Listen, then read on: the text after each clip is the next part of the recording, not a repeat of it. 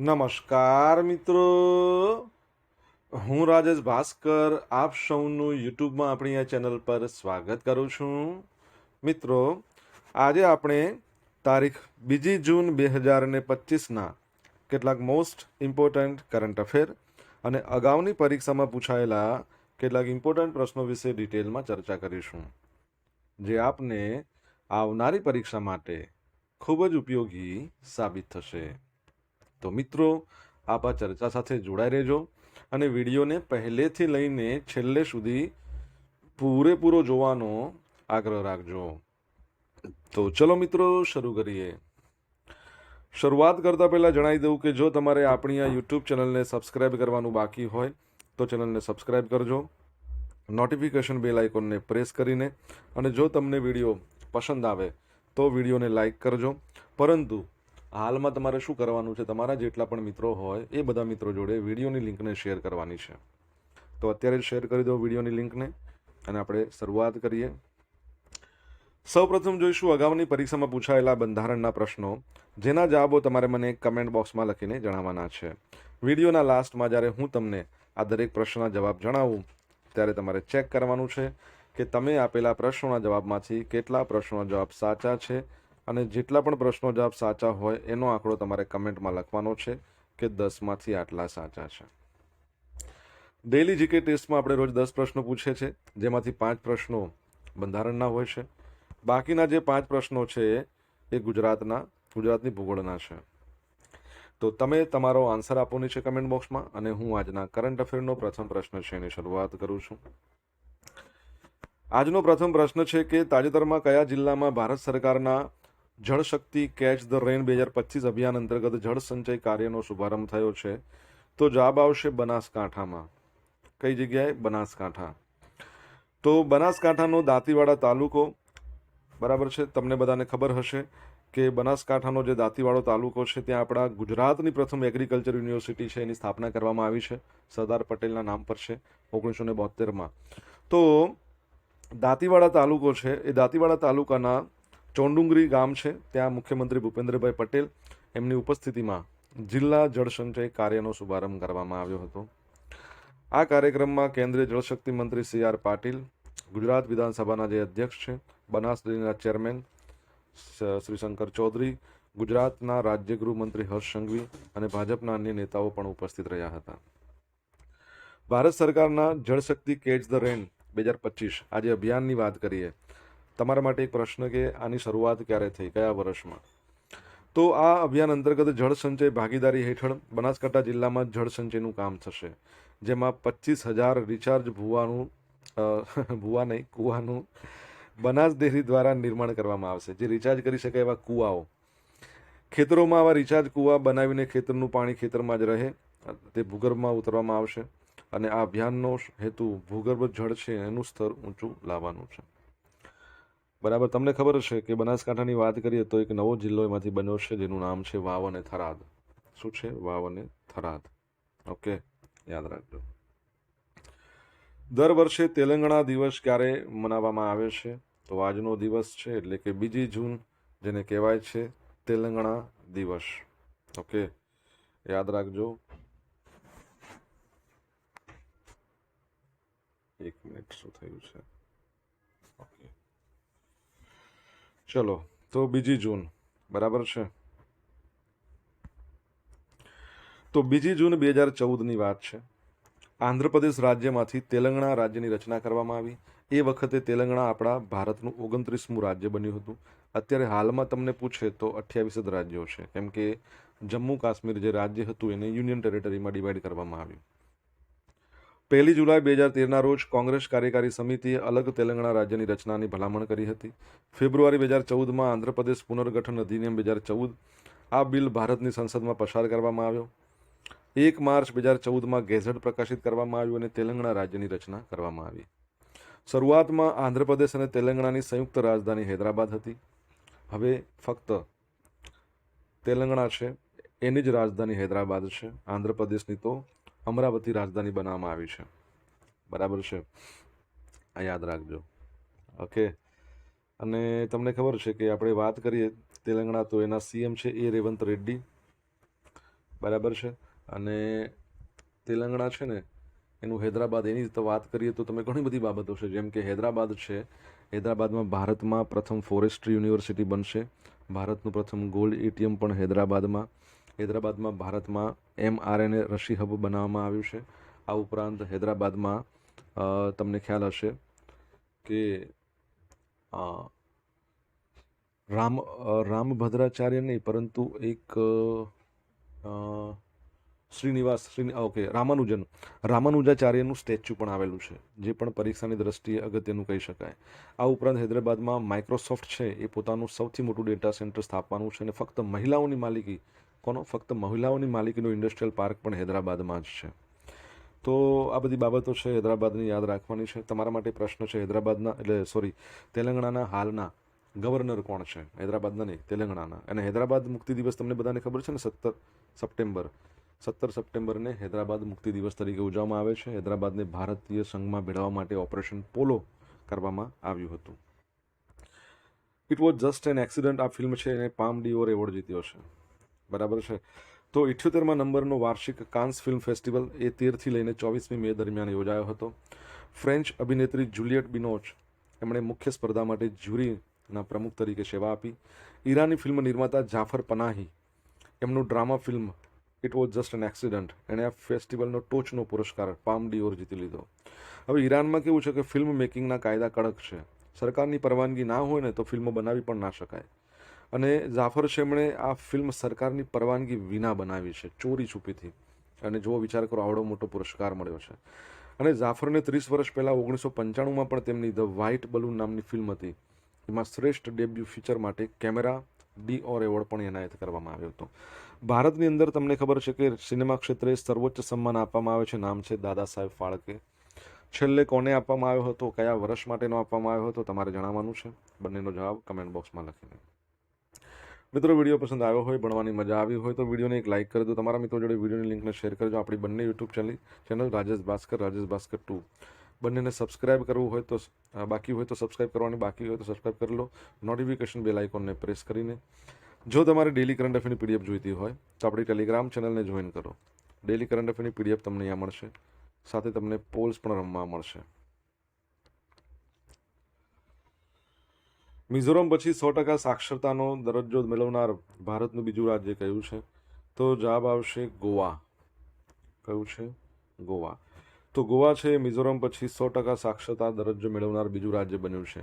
ગોવાના મુખ્યમંત્રી ડૉક્ટર પ્રમોદ સાવંત એમણે 30મી મે, જ્યારે એ દિવસને મનાવવામાં આવે છે ગોવા સ્થાપના દિવસ, 39 વર્ષ પૂરા થયા. 30 મે 1987માં ગોવા રાજ્યની સ્થાપના કરવામાં આવી હતી. તો આની જે વર્ષગાંઠની ઉજવણી હતી પણજીમાં થઈ હતી, એમાં એક કાર્યક્રમમાં આપણે જાહેરાત કરી છે. લદાખ અને મિઝોરમ, જો લદાખ છે ને એ આપણું યુનિયન ટેરેટરી છે, ભારતનું પ્રથમ એવું રાજ્ય અથવા યુનિયન ટેરેટરી જે 100% સાક્ષરતા ધરાવે છે. 97% સાક્ષરતા દર જ્યારે એ ઘોષિત થયું હતું. રિસન્ટલી મિઝોરમ છે ને એ ભારતનું પ્રથમ રાજ્ય બની ગયું છે, બરાબર છે, જે 100% સાક્ષરતા દર ધરાવતું હોય. અને ગોવા ત્રીજું અથવા તો બીજું રાજ્ય કહી શકાય જેણે સંપૂર્ણ કાર્યાત્મક સાક્ષરતાનો દરજ્જો પ્રાપ્ત કર્યો છે. હવે સરકાર એવું કહે છે કે જો રાજ્ય અને કેન્દ્રશાસિત પ્રદેશો એ 95% એની વસ્તી કાર્યાત્મક રીતે સાક્ષર હોય તો રાજ્ય અથવા તો કેન્દ્રશાસિત પ્રદેશને સંપૂર્ણ કાર્યાત્મક રીતે સાક્ષર ગણવામાં આવશે. ભારતનો લક્ષ્યાંક છે 2030 સુધીનો સંપૂર્ણ કાર્યાત્મક સાક્ષરતા પ્રાપ્ત કરવાનો.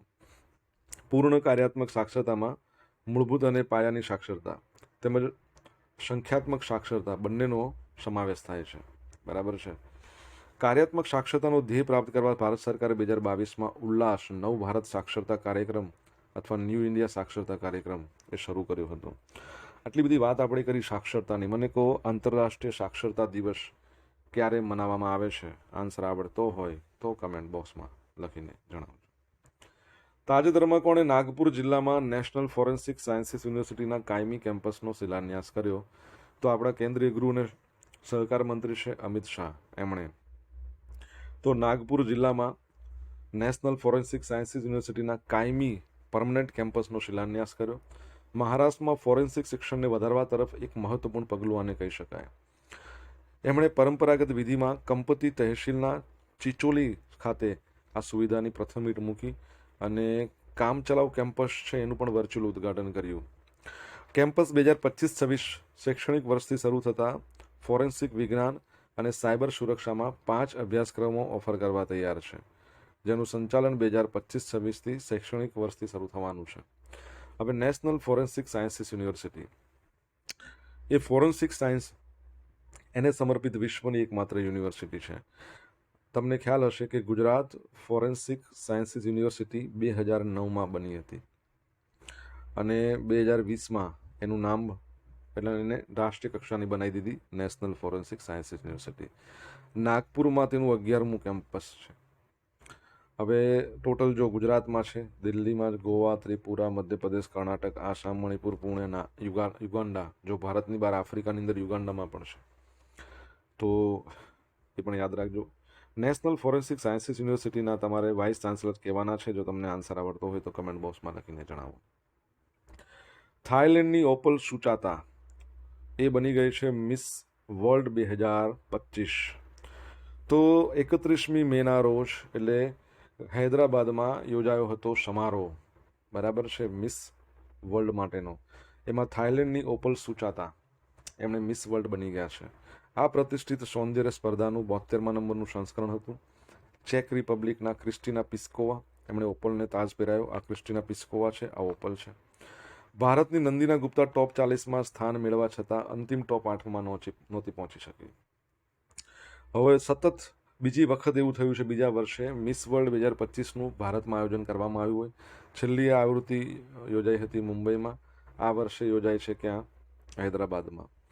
ચેક રિપબ્લિકની ક્રિસ્ટીના પિસ્કોવાને વિજેતા જાહેર કરવામાં આવી હતી ગયા વર્ષે. આ વર્ષે હૈદરાબાદનું સ્થળ છે. તમને ખ્યાલ છે ભારતમાંથી પ્રથમ મિસ વર્લ્ડ કોણ બન્યું હતું? જો ભારતમાંથી મિસ વર્લ્ડ ક્યારે બન્યા તમને વર્ષ કહો. 1966માં, 1994માં, 1997માં, 1999માં. તમને કહી દઉં, 66 વાળું તમારે કહેવાનું છે. એમનું નામ શું છે? 1994માં ઐશ્વર્યા રાય, 97માં ડાયના હેડન, 99માં યુક્તામુખી, 2000માં આમણે બન્યા હતા પ્રિયંકા ચોપરા, 2017માં માનુષી ચિલ્લર, બરાબર. મિસ યુનિવર્સ ભારતમાં પૂછે તો સૌપ્રથમ મિસ યુનિવર્સ બન્યા હતા સુષ્મિતા સેન 2000ની સાલમાં. 1994ની સાલમાં સુષ્મિતા સેન. 2000ની સાલમાં તો લારા દત્તા બન્યા હતા મિસ યુનિવર્સ. ઓકે, વિડીયો પસંદ આવ્યો હોય, ભણવાની મજા આવતી હોય ને તો એક લાઇક આપી દો. બાકી હોય તો જ કરવાની છે લાઇક, બાકી લાઇક કરવાની જરૂર નથી. એક જ વાર લાઇક કરો બસ, વધારે નહીં.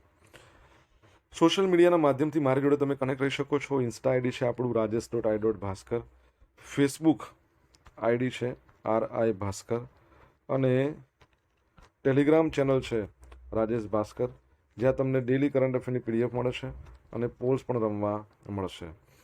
જો ભણવાની મજા આવી હોય તો વિડીયોને લાઇક કરો, તમારા મિત્રો જોડે વિડીયોની લિંકને શેર કરો. ચેનલ સબસ્ક્રાઇબ કરવાનું બાકી હોય તો સબસ્ક્રાઇબ કરો, નોટિફિકેશન બેલ આઇકોનને પ્રેસ કરીને. તાજેતરમાં કયા સ્થળે CPRG દ્વારા આયોજિત પઢાઈ કોન્ક્લેવ ઓન AI ઇન એજ્યુકેશનનું આયોજન કરવામાં આવ્યું? તો નવી દિલ્હીમાં આયોજન થયું, બરાબર છે. તો centre of policy research and governance એટલે કે CPRG એના દ્વારા આયોજિત હતું પઢાઈ. જો આમાં આઈ એટલે કે AI લખ્યું છે અહીંયા. કોન્ક્લેવ ઓન AI ઇન એજ્યુકેશનનું આયોજન કરવામાં આવ્યું હતું. કોન્ક્લેવના સમાપન સત્રમાં કેન્દ્રીય શિક્ષણ મંત્રી ધર્મેન્દ્ર પ્રધાને સમાપન ભાષણ આપ્યું અને સરકાર દ્વારા AI પર લેવામાં આવેલી મહત્વપૂર્ણ પહેલોનો ઉલ્લેખ કર્યો, જેમ કે AIમાં શ્રેષ્ઠતા કેન્દ્રની સ્થાપના, ભારતીય ભાષાઓમાં AIનો ઉપયોગ કરવાની, વર્ગખંડોમાં વિવેચનાત્મક વિચારસરણીને પ્રોત્સાહન આપવાની આ પણ જાહેરાત કરી. અને આ પહેલો છે ને એ ચાકબોર્ડ એટલે ચોકબોર્ડથી ચિપસેટ તરફના સંક્રમણમાં મદદ કરી રહી છે. શાળા શિક્ષણમાં AIને એકીકૃત કરવું હવે વૈકલ્પિક નથી, તે આવશ્યક છે, એમ તેમણે ભારપૂર્વક જણાવ્યું. તેમણે શિક્ષણવિદો અને ટેક નિષ્ણાંતોને AI પર વિચારો અને વિચાર કરવા પર નીતિ ભલામણો લાદવા પર હાકલ કર્યું છે. AIની વાત કરીએ, ભારતની પ્રથમ AI યુનિવર્સિટી મહારાષ્ટ્રમાં બનશે. AI સિટી લખનૌમાં. વિશ્વમાં પ્રથમ AI શહેર કયું બની રહ્યું છે? લગભગ 2-1 વર્ષની અંદર બધું કાર્ય AI સંચાલિત. અને યાદ રાખજો કે મેક્સિકોની અંદર એક બાળકનો જન્મ થયો IVF દ્વારા, ઇન વિટ્રો ફર્ટિલાઇઝેશન. એમાં સંપૂર્ણ રીતે AI પર નિર્ભર હતું. કોઈ પણ નિષ્ણાંતો એમાં ઇન્વોલ્વ નહોતા, AIને બધું સોંપી દીધું હતું. એટલે બહુ મોટી બાબત કહેવાય. ગુજરાતી મૂળના શ્રીમતી અંજના પટેલ લંડનના હેરો શહેરના મેયર તરીકે એમની નિમણૂક થઈ ગઈ છે. ભારતીય મૂળના કહી શકે, ગુજરાતી મૂળના કહી શકે, આણંદ જિલ્લાના બોચાસણ ગામના વતની શ્રીમતી અંજના પટેલ લંડનના હેરો કાઉન્સિલના મેયર તરીકે નિમણૂક. આ પદે નિમણૂક પામનાર તેઓ પ્રથમ ગુજરાતી મહિલા છે અને તે સમગ્ર ભારત અને ખાસ કરીને ગુજરાત અને પાટીદાર સમાજ માટે તો ગૌરવની બાબત કહી શકાય. એમનો જન્મ તાંઝાનિયામાં દાર એ સલામમાં થયો હતો. બાળપણથી તેઓ લંડનમાં વસવાટ કરી રહ્યા છે. નાનપણથી માતૃભૂમિથી દૂર ઉછેર પામેલા તેઓ સવાયા ગુજરાતી છે અને આજે પોતાના સંસ્કાર, સમર્પણ, નેતૃત્વ એક ક્ષમતાથી બ્રિટનમાં એક પ્રેરણાદાયી સ્થાન પામ્યા છે. તમને ખ્યાલ છે એક કોઈ શહેરના મેયર હતા જેમણે 14 April doctor Baba Saheb આંબેડકરના જન્મદિવસને doctor Baba Saheb Ambedkar જન્મદિવસ તરીકે ઘોષિત કર્યો હતો. ખ્યાલ છે કયા શહેરના મેયર હતા અને એમનું નામ પણ તમને યાદ હોય તો તમે જણાવી શકો છો કમેન્ટ બોક્સમાં લખીને. ચલો આગળ વધીએ. હવે જોઈશું અગાઉની પરીક્ષામાં પૂછાયેલા બંધારણના પ્રશ્નો. પહેલો પ્રશ્ન, લોકસભાના અધ્યક્ષના મતને શું કહેવાય? નિર્ણાયક મત. એટલે સપોઝ બંને બાજુ સરખા મત પડ્યા હોય, પછી છેલ્લે લોકસભાના અધ્યક્ષ છે, હાલમાં કોણ છે? ઓમ બિરલા. એટલે એમણે મત આપે એને કહેવાય નિર્ણાયક. એ ડિસિઝન લે ને સરખા મત પડ્યા હોય તો. કેન્દ્રીય સતર્કતા આયોગના કમિશનરની નિમણૂકની સમિતિની ભલામણથી રાષ્ટ્રપતિ કરે છે. આ સમિતિના અધ્યક્ષ કોણ હોય? તો પીએમ હોય. સંસદ સત્રના સંદર્ભમાં વપરાતો શબ્દ સાઇડાઇન એનો મતલબ શું? તો અચોક્કસ મુદ્દત માટે સત્રની મોકૂફી. વિભાગ 9માં પંચાયત વિશે કરેલી જોગવાઈ કોને લાગુ પડે? બધાને લાગુ પડે. એટલે કે રાજ્યોને પણ, કેન્દ્ર શાસિત પ્રદેશોને પણ. રાજ્ય વચ્ચેની તકરાર સર્વોચ્ચ અદાલતની કઈ હુકુમતના હેઠળ આવે? રાજ્યો વચ્ચે તકરાર થતી હોય ને તો સર્વોચ્ચ અદાલતની મૂળ હુકુમત છે. કેવી છે? મૂળ હુકુમત છે.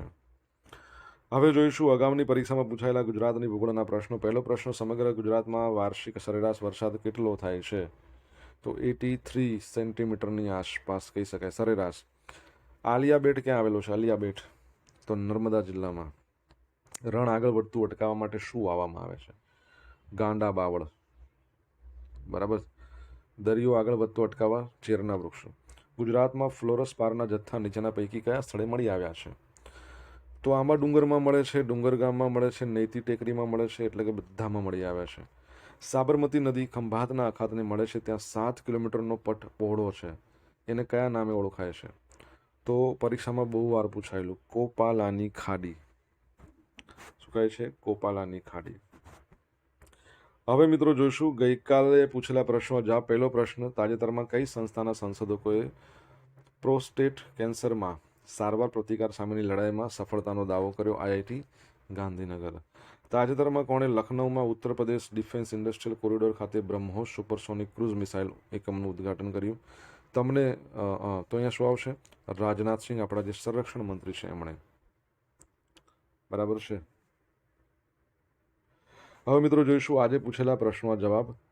પહેલો પ્રશ્ન શું હતો કે કેચ ધ રેન આ અભિયાન છે કયા વર્ષે આવ્યું હતું? તો 2020માં આવ્યું હતું.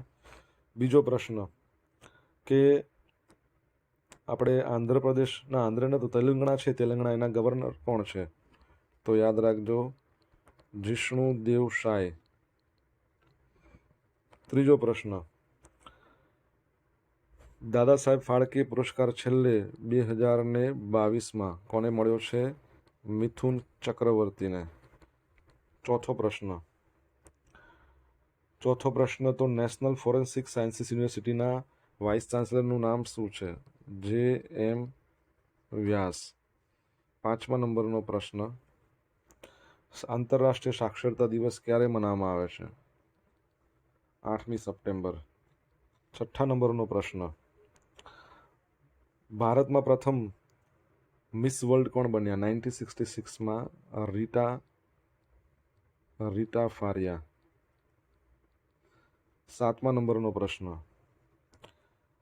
EICT વિશ્વમાં પ્રથમ ક્યાં બની રહ્યું છે? અબુધાબી. બરાબર છે, અબુધાબીમાં. 8મા નંબરનો પ્રશ્ન, ન્યુયોર્કના મેયર હતા. ક્યાંના હતા? ન્યુયોર્કના મેયર હતા. શું નામ હતું? એમનું નામ હતું એરિક એડમ્સ. એરિક એડમ્સ નામ હતું. એમણે ઘોષિત કર્યો 14મી એપ્રિલને ડૉક્ટર બાબા સાહેબ આંબેડકર દિવસ. બરાબર છે, તો એ યાદ રાખજો. ઓકે, હવે મિત્રો જોશું ગઈકાલના કરંટ અફેરમાંથી પૂછેલા કેટલાક ઇમ્પોર્ટન્ટ પ્રશ્નો, જેના જવાબો તમારે મને કમેન્ટ બોક્સમાં લખીને જણાવવાના છે. પહેલો પ્રશ્ન, 100% રેલવે ટ્રેકનું વિદ્યુતીકરણ હાંસલ કરનાર ભારતનું 24મું રાજ્ય અથવા યુટી કયું બન્યું છે? સેકન્ડ પ્રશ્ન, તાજેતરમાં કોણે એશિયન એથ્લેટિક ચેમ્પિયનશિપ 2025માં પુરુષોની 3000 મીટર સ્ટીપલ ચેસ સ્પર્ધામાં ગોલ્ડ જીત્યો છે? જવાબ આવડે તો કમેન્ટ બોક્સમાં લખજો. તો મિત્રો, આ હતા આજના દિવસના કેટલાક મોસ્ટ ઇમ્પોર્ટન્ટ કરંટ અફેર સાથે આપણે જોયું અગાઉની પરીક્ષામાં પૂછેલા ઇમ્પોર્ટન્ટ પ્રશ્નોના જવાબોની સાથે. આશા રાખું બધાને ભણવાની મજા આવી હશે. મજા આવી તો વિડીયોને લાઇક કરો, તમારા મિત્રો જોડે વિડીયોની લિંકને શેર કરો. આપણી 2 યુટ્યુબ ચેનલ છે, એક તો રાજેશ ભાસ્કર, બીજી રાજેશ ભાસ્કર 2. જો આ બંનેમાંથી કોઈ પણ બાકી હોય સબસ્ક્રાઇબ કરવાની તો બંનેને કરી દો, નોટિફિકેશન બેલ આઇકોનને પ્રેસ કરીને. તો મિત્રો, thank you so much for watching this video. Have a nice day. જય હિન્દ, જય ભારત, જય જય ગરવી ગુજરાત.